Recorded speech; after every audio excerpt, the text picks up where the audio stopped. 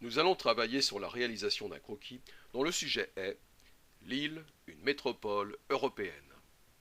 Pour cela, vous allez disposer de ce fond de carte que vous devrez compléter. Voici le texte qui va vous donner les thèmes et les informations à cartographier. Mettez sur pause afin de pouvoir le lire tranquillement.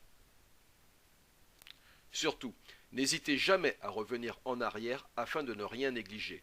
Pas de précipitation. En lisant le texte, repérez les expressions fortes qui vous permettront de déterminer les différentes parties de votre légende. Il y en a 3. Vous lisez le texte et vous soulignez les 3 thèmes. La diapo suivante va vous les afficher. Pause, puis lecture. Voici les 3 thèmes. Métropole européenne, carrefour européen, rayonnement. Reste à savoir dans quel ordre les placer dans la légende. 2 plans sont possibles. En suivant le texte, on peut donner la priorité à la situation de carrefour, puis à la ville qui commande un territoire, la métropole, et finir par le rayonnement, puisqu'elle exerce une influence. Deuxième possibilité. On peut mettre en œuvre une démarche plus analytique, fait, cause, conséquence. Lille est une métropole. Ceci est possible car elle est en situation de carrefour. Par conséquent, Lille exerce une influence à travers son rayonnement. Maintenant, il faut reporter le titre du croquis et chaque thème parti dans la légende.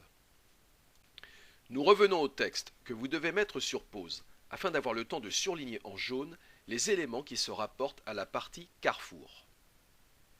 Oulala! Attention! Vous devez être sérieux, sinon vous allez vous mettre en danger pédagogiquement parlant.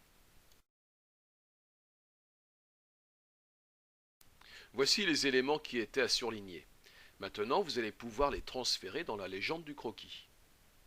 Procédons simplement en notant les éléments à représenter. Vous indiquerez les figurés plus tard, quand la légende sera au complet. Vous allez mettre le texte sur pause afin de pouvoir repérer et surligner en rose ce qui se rapporte à la partie métropole. Pas de braconnage, s'il vous plaît. Le travail doit toujours être mené avec sérieux, si vous voulez garantir votre réussite. Voici donc les éléments qui étaient à surligner. Vous voyez, il y en avait très peu. Maintenant, il va falloir les reporter aussi dans la légende. Bien, maintenant que vous venez de reporter ces éléments de la deuxième partie, il faut repérer ceux qui correspondent au rayonnement.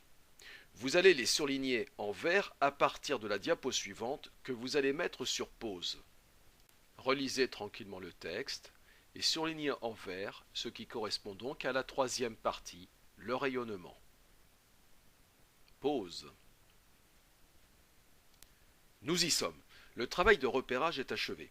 Reportez ce que vous venez de sélectionner dans la légende du croquis. Ceci étant fait, il va falloir maintenant réfléchir aux figurés, flèches et plages de couleurs que vous allez utiliser. Vous avez dans la diapo suivante un exemple réalisé par messieurs Bouchereau et Mernise. Ceci est un exemple qui n'est pas exhaustif. Certains figurés peuvent être modifiés, ils n'ont pas valeur absolue. La bande de couleurs, du bleu au rouge vif, de froid à chaud, est utile pour représenter une hiérarchie et mettre en valeur des contrastes. Voilà ce que nous pouvons obtenir comme élément figuré. L'étape suivante consiste à reporter avec soin ceci sur le fond de carte. Vous devez manifester un souci réel de l'esthétique, car votre travail doit accrocher le regard du lecteur. Jeu de couleurs et de figurés donne de l'animation à la carte. Voici le résultat final de votre travail. Toutes mes félicitations pour votre sérieux et vos efforts. Au revoir.